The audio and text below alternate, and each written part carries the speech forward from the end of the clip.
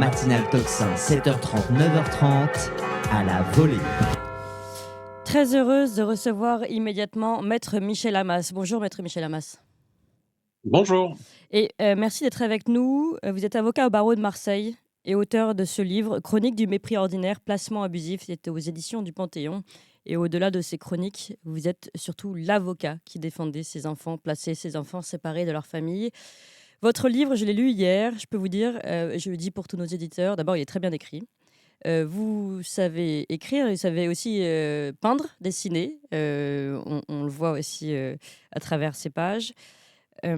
Et surtout, il parle d'un combat que vous menez maintenant depuis de nombreuses années et d'un combat que vous meniez jusqu'à maintenant dans le silence. Et vous le dites, hein, j'ai décidé de prendre la parole pour que vous compreniez ce qui se passe. Et en effet, quand on commence à entrer dans ce huis clos qui est d'habitude imposé à ces discussions autour des enfants placés, eh bien, c'est juste effrayant. Il n'y a rien d'autre à dire. C'est affreux.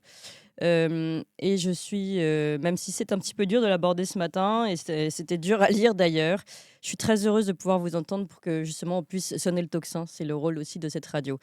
Alors, peut-être commencer en effet, Maître Amas, parler de ce que vous vivez tous les jours et donner les exemples que vous donnez dans ce livre de ces décisions qui sont complètement aberrantes et dénuées de sens, de sens et d'intérêt pour l'enfant et la famille. C'est ça. On s'est rendu ça fait 30 ans que je fais l'avocat, je le fais avec courage, je crois, debout, en robe et en français depuis 30 ans dans toutes les juridictions françaises.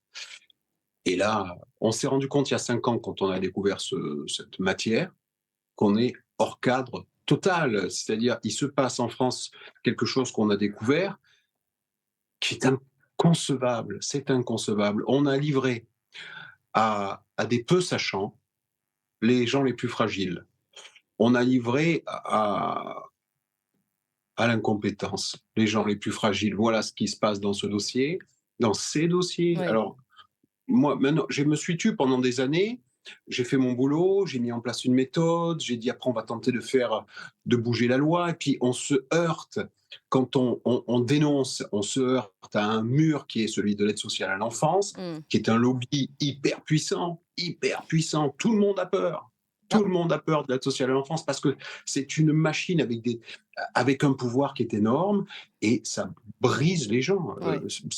Moi, mes clients sont KO debout. Ouais. Depuis, j'ai défendu des assassins, j'ai défendu des trafiquants de drogue, j'ai défendu des tueurs, j'ai défendu des chefs d'entreprise pendant 30 ans qui menaient des affaires. Je suis allé au combat, au feu, à la châtaigne, mais jamais ma famille, puisque je suis d'une famille d'avocats. Avant moi, on n'était pas avocat, mais mon épouse est avocat, mon fils est avocat, mes meilleurs amis sont avocats. Mon groupe de potes, d'amis avec qui je vis, on est atterrés de ce qui se passe.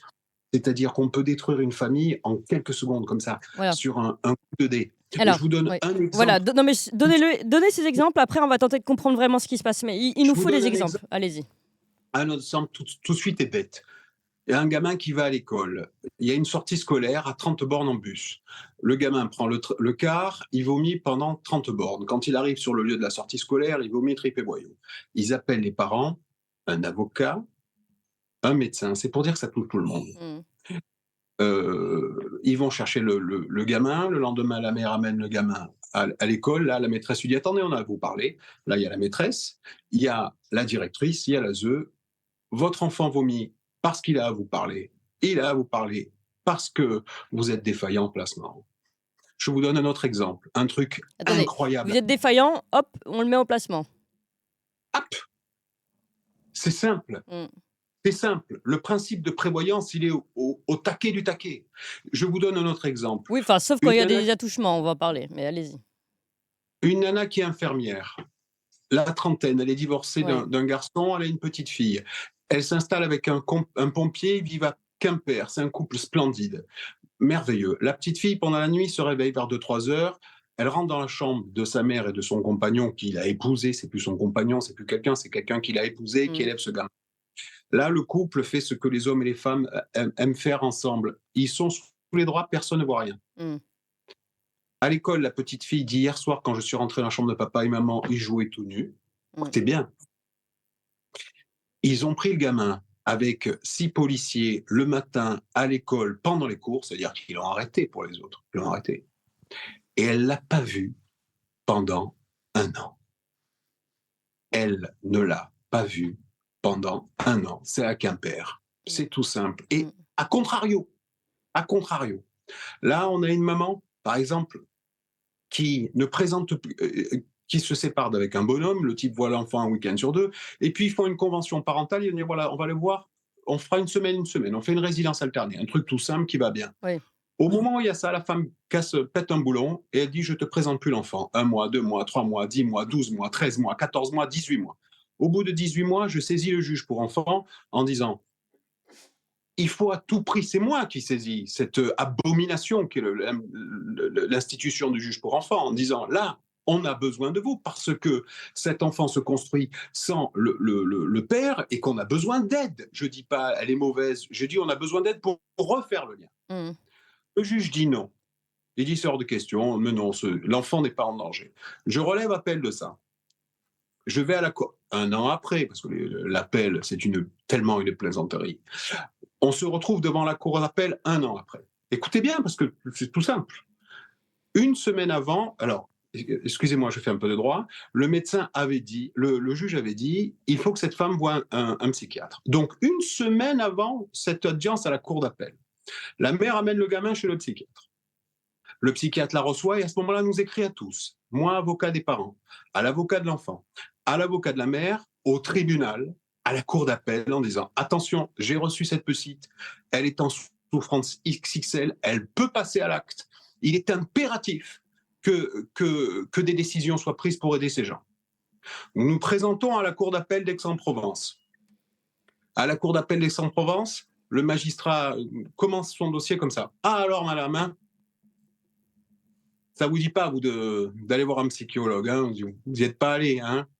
C'est-à-dire que nous qui avions tous conclu, on a tous développé par écrit cet article et on a tout envoyé au magistrat quelques jours avant l'audience en disant voilà de quoi il faut parler.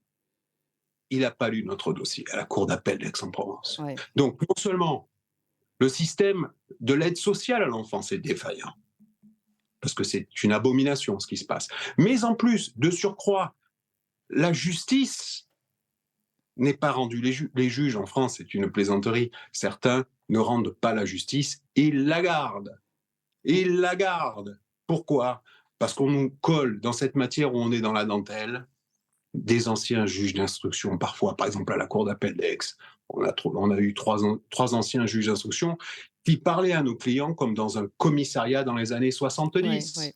Ça, vous le racontez très C'est-à-dire bien. que ces gens qui sont brisés, qui sont KO debout, ces gens, leur vie, c'est du vent. Ils arrivent devant ce juge avec un espoir fou et avec une émotion hors catégorie. C'est-à-dire que les gens, quand ils arrivent là devant le juge pour enfants ou devant la cour, c'est le match, c'est leur match. Oui. Et quand ils doivent jouer ce match... Pour expliquer, parce que moi j'ai lu vraiment votre livre et il prend aux tripes, hein, mais vraiment. Pour expliquer un peu à nos auditeurs, pourquoi c'est le match ? Parce que vous décidez de respecter les règles d'une certaine façon. Vous dites, attendez, si on commence à crier en dehors du ring, de toute façon, on va se faire démonter. Vous donnez des exemples, notamment sur les réseaux sociaux et tout ça. Donc, il faut qu'on joue. Et donc, vous attendez à chaque fois la procédure qui est super lente. Et puis, il y a des renvois et des machins. Donc, parfois, les gens n'ont pas le droit de voir leurs enfants. Je parle d'enfants de 2 ans, d'enfants de 4 ans, d'enfants que l'enfant veut voir ses parents, l'enfant veut voir sa mère, la mère veut voir l'enfant. Et pour des raisons complètement absurdes. Et parfois même, le rapport prouve que la mère est une bonne mère. Mais malgré tout, on continue de les séparer.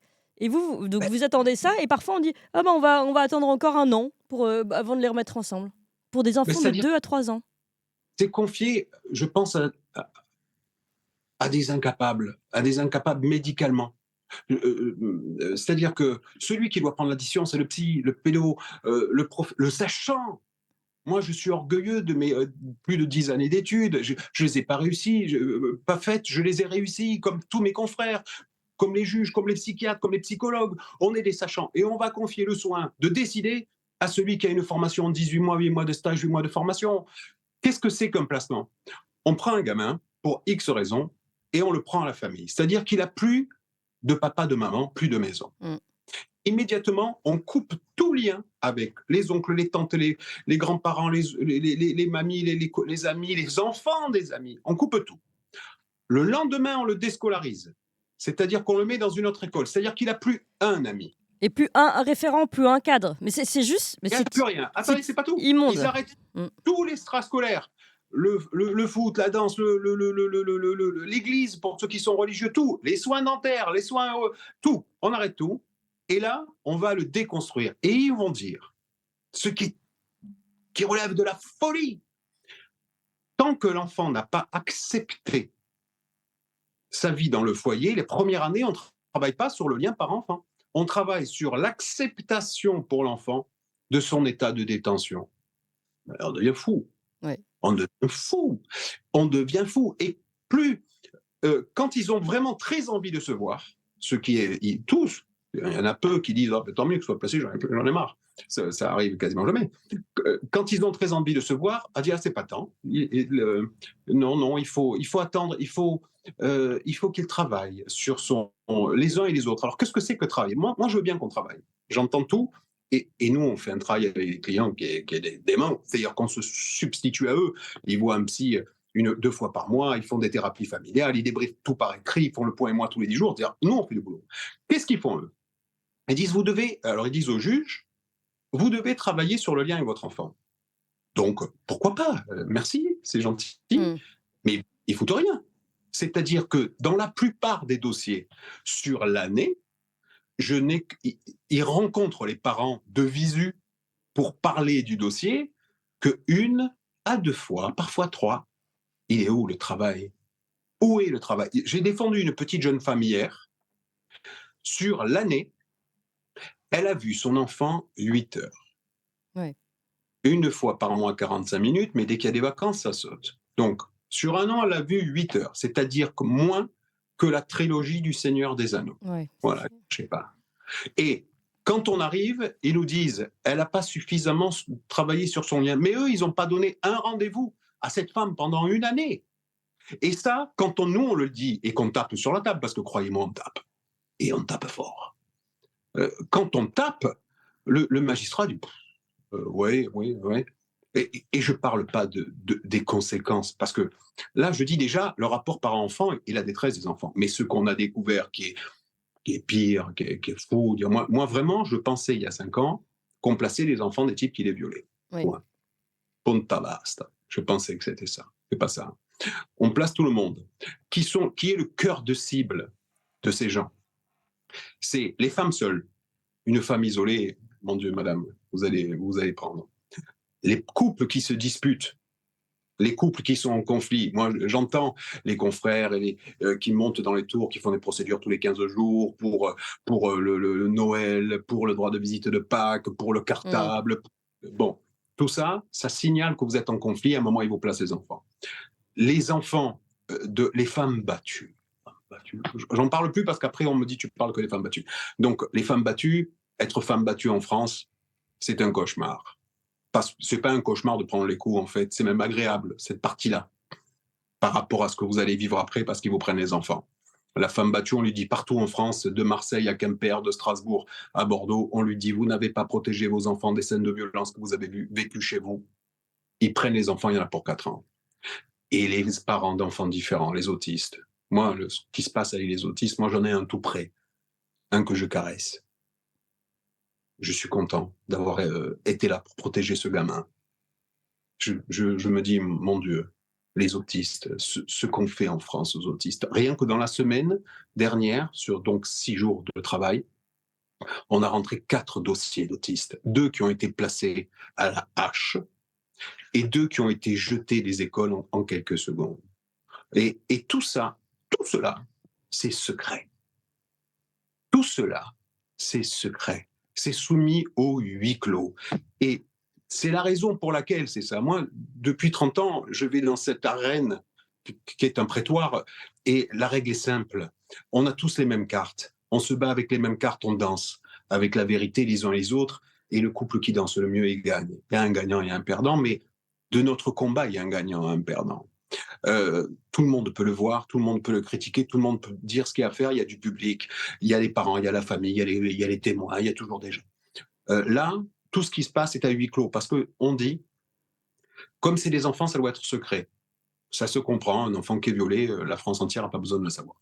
Mais la contrepartie de ça, c'est que c'est le Ezel, Mm.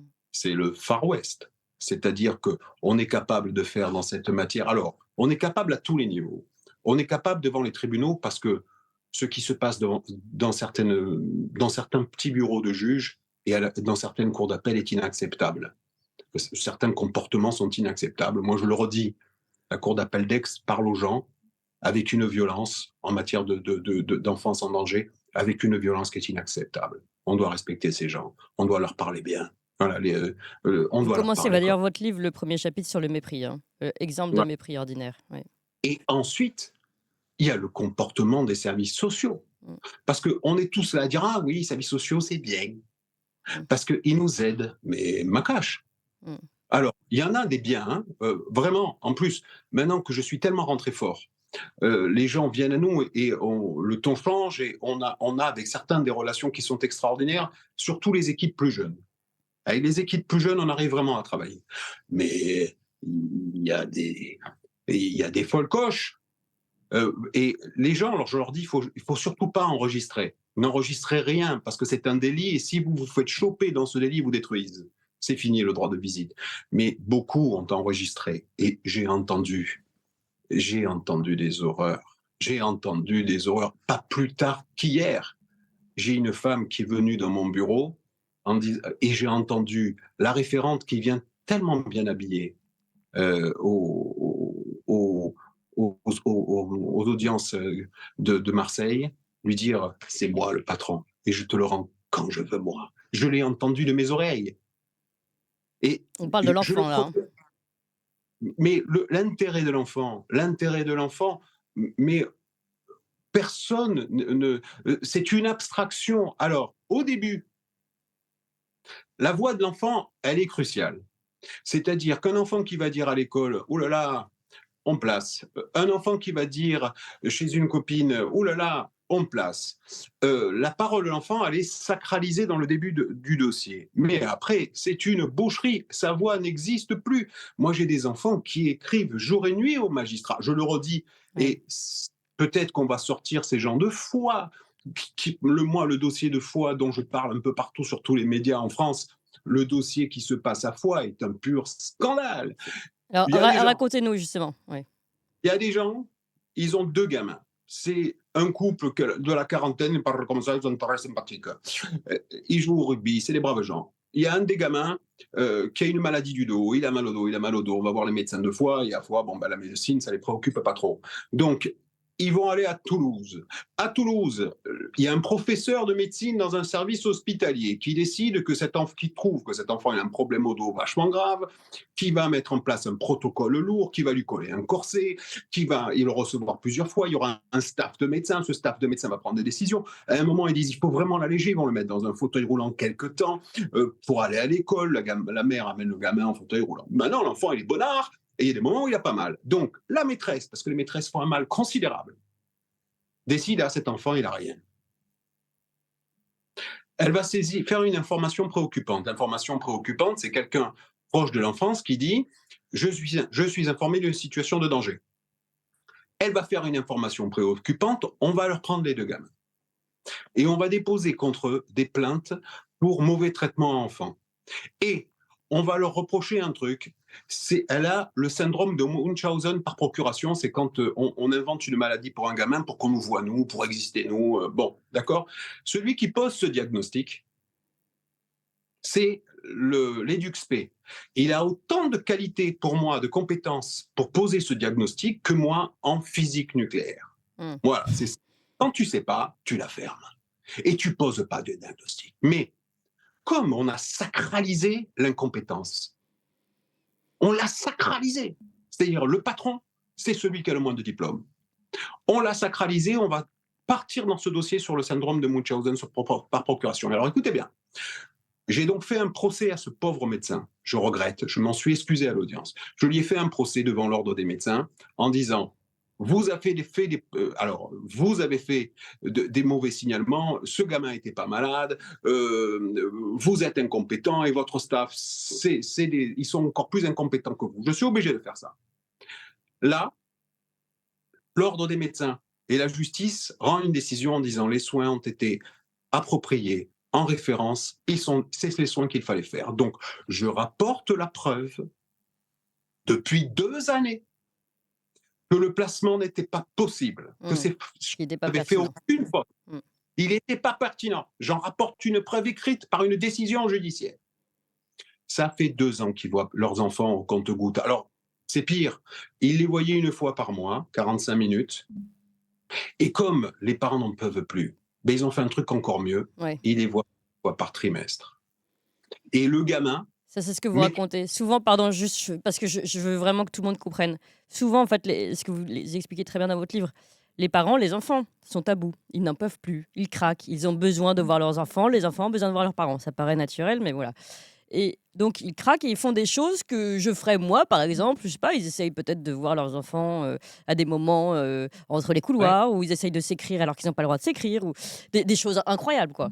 Et donc, punition, on se voit encore moins. On n'a pas le droit de les voir. Enfin, on est dans un monde de fous furieux. dès que Je serais vous là-dedans, j'irais enlever mon enfant, je partirais à l'étranger, hein, franchement. Mais Mais bon. dès que vous commettez un acte fou, faire une grève de la faim, vous enchaînez au tribunal, allez voir par exemple votre enfant dans la cour de l'école, vous Oui, mettez devant l'école, devant les grilles et vous le regardez, oui, ou vous appelez la famille d'accueil en disant comment ça se passe. Quand vous êtes un peu trop oui, présent, ils vous mettent un carton rouge, comme au foot. oui, Comme au foot. On vous met en carton rouge, mais c'est pas un petit carton rouge. On vous dit pendant 8, 6, 10 mois, vous les voyez pas. ouais, Et là, on brise le lien. Moi, ce gamin m'écrit toutes les semaines, il me supplie, je publie ces publications, je suis poursuivi pour ça. Hein. oui, Dire, la contrepartie du fait que je vous parle, c'est que je suis poursuivi. ouais, ouais. Faut le savoir. Parce que moi j'entends qu'on me chie dessus sur les réseaux, ça me dérange pas, parce que je comprends la souffrance des gens, je l'assume. Mais la contrepartie d'être devant vous, c'est que on me poursuit. Parce que normalement, nous, on a un devoir de délicatesse, et j'ai Mm, pas le droit de ouais. j'ai pas le droit de faire ce que je fais, de dénoncer comme je le fais dans Mais le. malgré tout, vous Et faites avancer les lignes. Alors, je voudrais mettre à masse, parce qu'il y a encore pas mal de sujets que je voudrais qu'on aborde. On va dépasser le temps imparti. Si ça vous dérange pas, on va prendre encore un petit peu plus de temps. Et si ça dérange pas nos auditeurs. Plusieurs choses. Je voudrais que vous rappeliez encore un exemple, juste pour que ce soit très clair, que j'ai lu chez vous. Je vais vous le donner. Enfin, je me rappelle plus le nom, mais je vais vous expliquer. Et ensuite, je voudrais qu'on comprenne. Qu'est-ce qui se passe? Y a-t-il de l'argent? Y a-t-il du business derrière? Pourquoi? Vous avez parlé de lobby. Quel lobby? Aide sociale à l'enfance. Quel jeu jouent-ils pour eux? Quel est leur intérêt? Voilà, toutes les questions que je voudrais vous poser. Et puis ensuite, derrière, la proposition de loi et comment éventuellement les choses peuvent avancer. Enfin, j'ai lu la proposition de loi. C'est pas non plus incroyable ce qu'on demande. En gros, on demande des droits à la famille et aux conseillers de la famille, parce que jusqu'à maintenant, c'était absolument pas respecté. En fait, vous demandez juste à ce qu'on respecte le droit. Mais commençons. Juste, je voudrais, avant qu'on arrive à tout ça, donc en fait, on a encore pas mal de choses à dire. Quand on parle de cette affaire, alors je connais pas les noms ni rien, donc vous allez peut-être le reconnaître, un père qui se retrouve seul donc à garder son fils, enfin qui voudrait garder son fils. Je crois qu'il est dans le nord de la France et son fils est mis dans une placée dans le sud. Et c'est le fils qui brûle de retrouver son père et qui l'a écrit sur les réseaux sociaux, sur Facebook, etc. Et qui du coup a été ah, séparé. Ouais. ça, Et là, c'est vous finissez, et vraiment, j'en avais les larmes aux yeux en disant je te sortirai de là, gamin, ou je sais plus comment vous dites. Mais c'est inacceptable Ouais, ce qui se passe, ce type. C'est un couple qui se sépare, ils habitent vers Douai. C'est un couple de braves gens. Ils se séparent et ils se démerdent bien. Ils conviennent qu'il a toutes les vacances d'été, les petites vacances, tout est bien. La mère vient vivre dans une des 2 zones de droit où règne la peur, c'est-à-dire le Puy-en-Velay et Foix, avec des magistrats qui n'ont aucune latitude, des services sociaux violents. Et là, cette femme fait des dépressions, pas de chance pour elle. Elle fait des dépressions sur dépressions, elle rentre dans un cycle où ça va pas sa vie. Au lieu d'avoir le réflexe de prendre le gamin, de le renvoyer à Douai, ce au qui papa, quoi. viendrait Ouais, à l'idée de la France entière. ouais, La France entière qui n'est pas dans ce système, hein, qui n'est pas livrée aux fous. Euh, Au lieu de mettre cet enfant chez le père, on va le placer. Et le père, alors qu'il est défaillant en rien, Il est va même avoir un volontaire, il est même volontaire. Vous il montrez à est quel point. toujours été là, c'est un type qui a toujours aimé son enfant. Le père, on va lui mettre des droits comme s'il avait failli. Il va avoir 1 heure par mois. Donc, il fait à chaque fois 1800 kilomètres. Allez, il le voit 1 heure. Il dort à l'hôtel, il refait 1800 Parfois, on kilomètres. saute ses rendez-vous et précisons qu'il n'est Il pas arrive, riche. Il a pas, oui, et il y arrive. il arrive, on dit, ah, on a oublié, donc il fait 3000 kilomètres pour rien. Donc ça dure 1 ou 2 ans. Et après, il va avoir un peu plus, mais pas beaucoup. Le gamin va créer une chaîne. C'est un gamin qui est génial. Il crée une chaîne Facebook et il fait un journal qui est vachement bien fait. Le garçon, il joue bien avec le téléphone, c'est bien monté et il témoigne. Et tous les jours, il suffit de voir son père. Il dit voilà mon quotidien. Vous voyez, hier, j'ai pris une rouste. Vous voyez, là, il était là, mon père, et j'ai pas pu le voir. Vous voyez, ma mère, j'ai pas pu la voir parce que comme elle avait été en dépression, ben, il me laisse pas la voir à le truc et je souffre. Vous voyez, là, j'ai encore pris une rouste. Vous voyez, là, j'ai été touché sexuellement. Ouais. Bon, blablabla. Dans les bars, les cafés, les lieux de vie du Puy-en-Velay, il y a une assistante sociale qui en trouve une autre en EduxP, qui croise un autre, lui dit voilà, vous prenez une belle rouste sur Facebook. Et là, ils ont fait un truc qui est magique. Ils ont d'abord récupéré tous les moyens de communication d'un enfant de 15 ans. Mon Dieu, l'enfant de 15 ans, les enfants de 15 ans, ils ont besoin de vivre avec la communication. Ils lui ont tout coupé, ils ont fermé tous ses comptes et surtout, ils ont supprimé tout droit au père. Après, vous allez le mettre sous les formes que vous voulez. C'est de la maltraitance. Voilà, on le met sous toutes les formes que vous voulez. C'est de la maltraitance. Il n'y a pas d'autre mot. Mais c'est plus que de la maltraitance. Il y a de la maltraitance physique, morale, etc. Mais derrière, il y a une idéologie. C'est à ça que je voulais qu'on arrive. C'est-à-dire que il coupe. Ah non, non, non, non. Vous êtes journaliste parce que vous avez des lettres, madame. Vous avez des lettres. Vous voyez des choses qui ne sont pas. Non, non. Il faut avoir des lettres pour avoir une idéologie, madame. On en croise peu des gens qui ont une idéologie, qui pensent à des trucs. Hein. On n'a pas ça. Hein. Là, on a des gens qui ne sont pas formés, qui sont incompétents en matière de psychologie. Ils ont 12 heures de formation, et ils doivent prendre des décisions là-dessus. On a des gens qui sont incompétents. Ce n'est pas la même chose. Hein. Alors, il y en a des très bien, mais même ceux qui sont très bien, ils ne sont pas en équivalence avec un pédo, avec un psychiatre. Ils ne sont pas en équivalence. Le problème, pourquoi c'est défaillant? Parce que c'est un système qui fonctionne et mais qui est pourquoi ce lancé. système va dans la direction toujours de la séparation des familles? Vous dites, attendez, vous dites plusieurs choses quand même. Oui, mais voilà, ça je voudrais que vous me l'expliquiez. Mais vous dites déjà quand on peut réunir des enfants ensemble, on ne le fait pas. On sépare les enfants, même les enfants ne vont pas dans les mêmes placements de famille.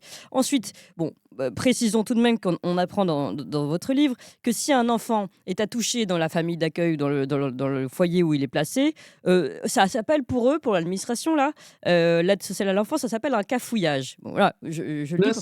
Et les parents qui ont encore l'autorité parentale normalement ne sont même pas avertis de ce entre guillemets cafouillage. Alors eux placent pour des raisons complètement légères, mais quand il y a des choses gravissimes, là on n'arrive pas à rassembler. Et vous dites qu'il y a des grands-parents, il y a des tantes, on pourrait essayer de rassembler, ou alors le père quand la mère est défaillante, mais non.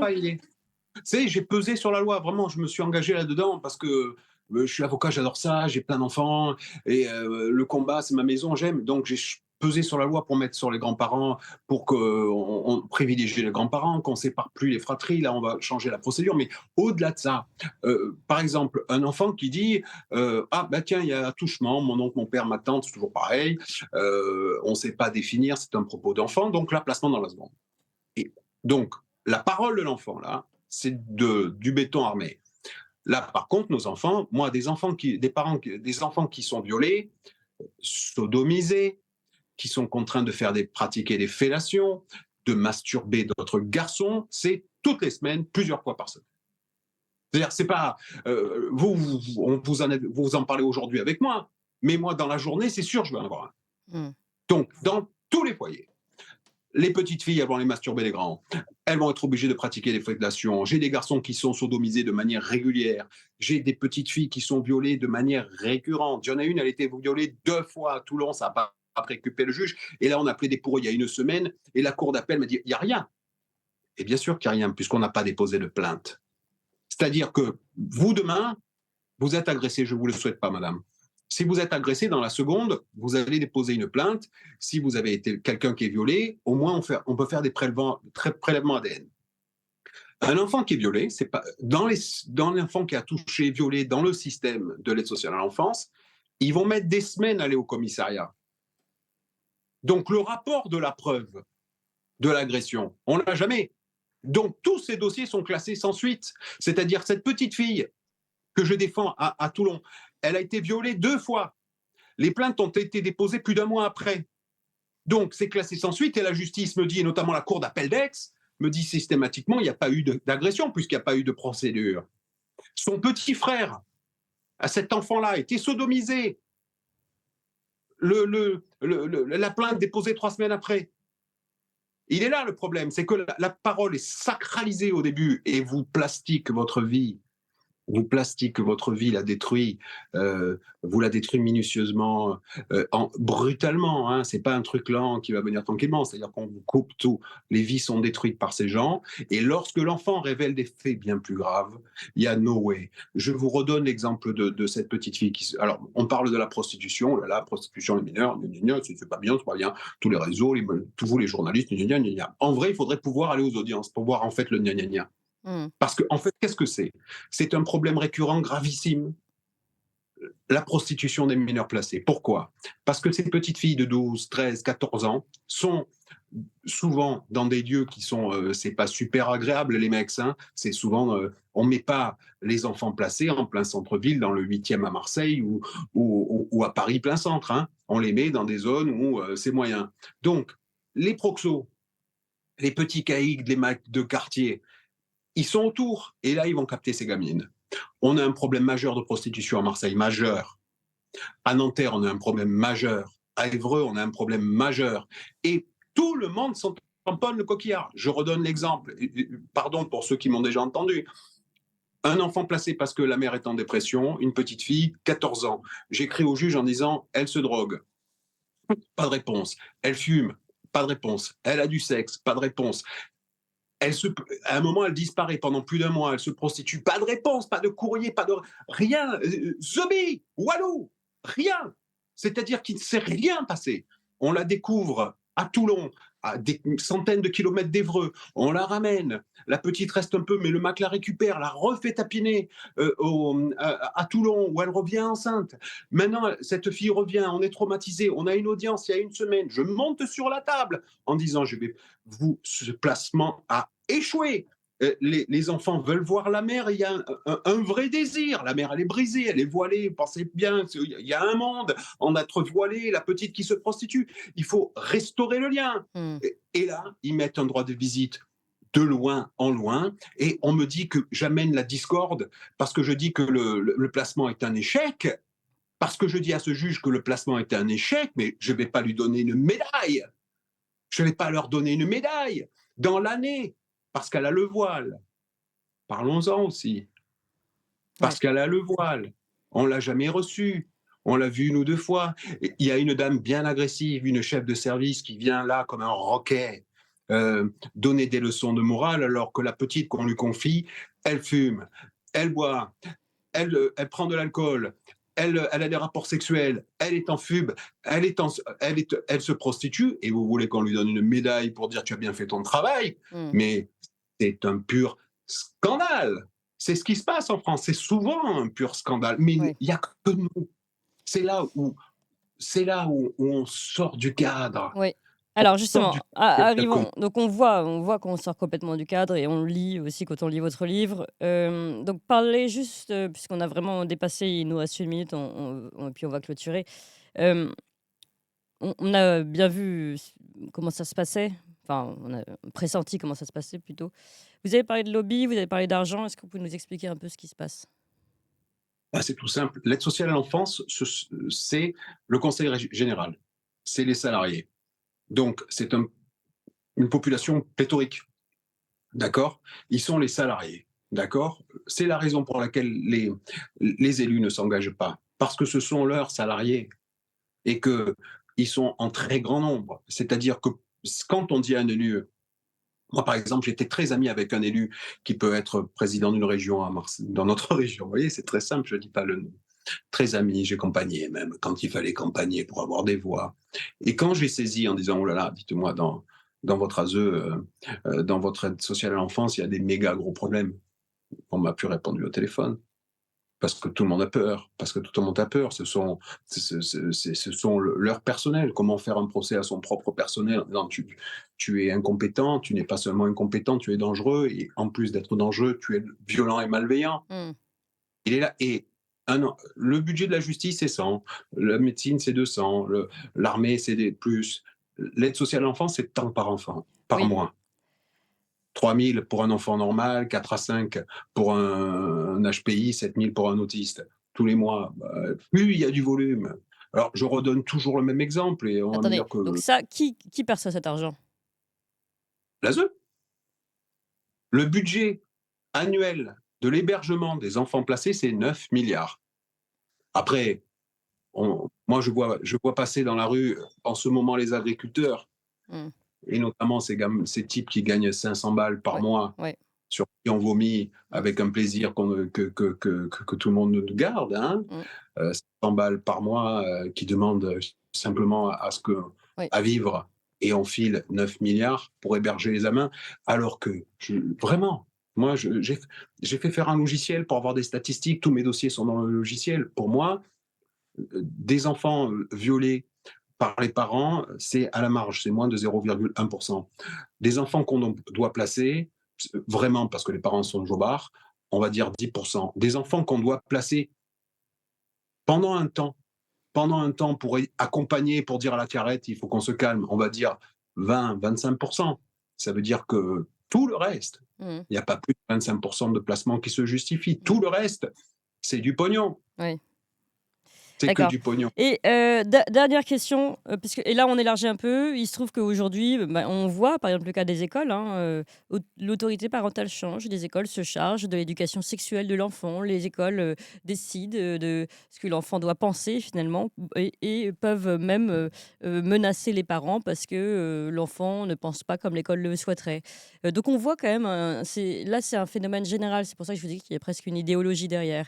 On voit que finalement, l'autorité parentale, petit à petit, glisse et disparaît des mains des parents, pour arriver dans une forme d'autorité qui serait une autorité étatique. Enfin, comme on pourrait, voilà, pardon, je vais un peu loin, mais l'imaginer dans les camps soviétiques à l'époque, on va nous dicter. Enfin, le parent n'aura plus entre guillemets, le pouvoir, l'autorité sur ses enfants.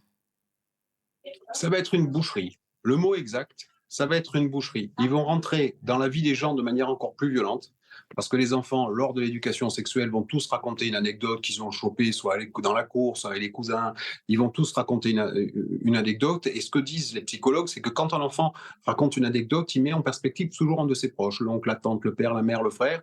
Donc les enfants vont raconter qu'il a touché le zizi du frère, qu'il a mis un doigt dans le cucu de la sœur. Et ça va apporter un mal, ça va faire un mal. Là, on perd l'autorité parentale de facto. Petit à petit, on vous dit comment faire, et encore pas tout. Ça, pardon, ne voyez pas en moi une insulte, c'est des propos de journalistes. Vous n'êtes pas dans la vraie vie. Dans la vraie vie des gens. C'est pas du tout ça qu'on vit, hein. Tout ça, c'est des grands principes qui sont pas appliqués, ça touche personne, hein. Ça touche personne. Le seul truc en France, c'est qu'il faut pas sortir à un moment. Des Il faut pas rails. être. Mmh. C'est pas des rails, vous pouvez, hein. L'important, c'est de ne jamais être repéré. Au moment où vous êtes repéré, ils vont vous détruire. Parce qu'ils vont se servir de tout ça. Ah, vous faisiez pas faire les devoirs. Ah, la courbe de poids. Moi, j'ai vu une fois, excusez-moi, pardon de ce que je vais dire, je m'en excuse. J'ai vu une fois une dame qui est venue à l'audience et qui a dit à une petite maman: il faut placer votre enfant, il est en surcharge pondérale. Alors, l'enfant, il était en haut de la courbe de poids, mais il n'avait pas dépassé du tout, hein, c'est-à-dire qu'on était dans le truc. Mmh. Et cette fille est venue en disant: l'enfant est au-dessus de la courbe de poids. Et j'ai vu un juge dire à la mère: mais enfin, madame, c'est irresponsable, vous vous rendez bien compte que votre enfant, il a bien 4 kilos de trop. Et ils ont placé l'enfant parce qu'il était légèrement au-dessus de la courbe de poids. Moi, quand on en arrive là, Mmh. C'est-à-dire quand on en arrive là, Oui. c'est-à-dire qu'on va vous contrôler, je ne parle pas des écrans, Mais c'est-à-dire si oui. je fais juste un truc, tous nos Allez-y, parce gamins, qu'il faut qu'on clôture, oui, allez-y. fini, tous nos gamins jouent aux écrans, Oui. tous, plus ou moins, d'accord? Si jamais, quand on est dans ton audience, s'il y a un parent qui a une PlayStation, Mmh. là, on sait qu'on va avoir du mal à le protéger parce qu'il est défaillant, hein, il ne s'occupe pas de son gamin. Si on n'a pas même pas besoin de dire il joue trop. Mais Maître Abbas, nous, on avait reçu une famille, un couple qui avait été séparé de l'enfant parce que, bon, première chose, très très mal, elle avait décidé d'accoucher chez elle, alors ça c'était terrible. Et deuxième chose, elle avait décidé d'allaiter son enfant pendant longtemps. Donc visiblement, c'était absolument terrible aussi, justement pour une question de courbe de poids. Et elle a été signalée et les enfants ont été séparés, mais un bébé qui venait de naître. Et la mère suppliait au moins de transmettre son lait et de pouvoir. Ça rapporte plus un bébé qui vient de naître, madame. C'est plus de pognon puisqu'il est en pouponnière. Vous réfléchissez comme un être humain. Il faut réfléchir en termes de marché. Ouais. Ce n'est qu'un. Voilà, c'est absolument affreux et je vous remercie malgré la douleur, de ce qu'on entend et malgré, la douleur de la lecture, mais je précise d'ailleurs que c'est très, très bien écrit encore une fois. Bon, Chronique du merci. mépris ordinaire, placement abusif aux éditions du Panthéon, Michel Amas et puis, heu, on espère que puisque vous vous battez aussi, au niveau, législatif, que cette proposition de loi visant à renforcer le droit des Laissez-moi parents ouais, juste, laissez-moi juste dire un mot. J'ai commencé à médiatiser il y a quelques mois de manière à parler le livre et les premières interviews ont amené les magistrats à venir vers nous mmh, et on a décidé ensemble avec 2 présidents de juridiction, un président de juridiction, je ne dirais pas son nom encore puisque l'article n'est pas paru. On a co-signé ensemble un article dans lequel on explique pourquoi il faut tout changer. C'est la première fois qu'un avocat et un magistrat euh, font un article dans une revue juridique. Et on nous a accepté, les revues juridiques, ce qui est quand même un filtre important, a accepté que nous déposions ce débat pour nous les professionnels. C'est une avancée oui. gigantesque. On a vraiment le pied dans la porte. Bon, bah, écoutez, c'est déjà une bonne chose parce que franchement, on n'est pas sorti de l'auberge. Merci beaucoup, Maître Abbas. Moi, Et je rappelle le titre de votre livre, Chronique du mépris ordinaire, placement abusif, édition du Panthéon. Merci à vous tous sur Tocsin. Voilà, là, on a bien sonné le tocsin. Il faut le faire, c'est aussi notre rôle. Merci à vous tous d'être toujours plus présents. Je ne sais pas à combien d'abonnés on est. On va peut-être passer la barre des 100 000. Peut-être qu'on l'a passé, je ne sais pas. Sinon, on la passera demain ensemble et on fera la fête tous ensemble. Merci à vous tous de continuer de parler de nous et de continuer de parler de ces affaires absolument terribles. Voilà, le réel, parfois il est joyeux et parfois il l'est moins et il faut aussi en parler. On se dit à demain, 7h30.